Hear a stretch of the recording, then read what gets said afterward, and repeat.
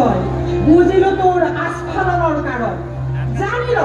হেজাৰ ৰক্তবীজৰ তেজ পান কৰি মৰণ মিলিব তোৰ জানিবি নিশ্চয় মোৰ তেজ পান কৰিবি মোৰ সন্মুখয়া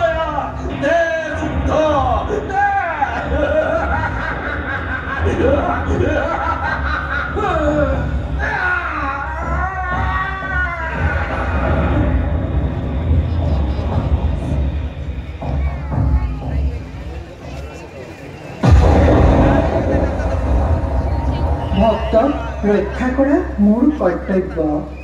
সেয়েহে সময়ে সময়ে ৰূপ সলাওঁ চৰিত্ৰৰো পৰিৱৰ্তন হয় নাম হৈ পৰে ভিন্ন তেনেকৈয়ে ৰক্তবীজক বধ কৰোঁ কালী ৰূপে দুৰ্গ নামৰ অসুৰক বধ কৰি নাম পালোঁ দুৰ্গা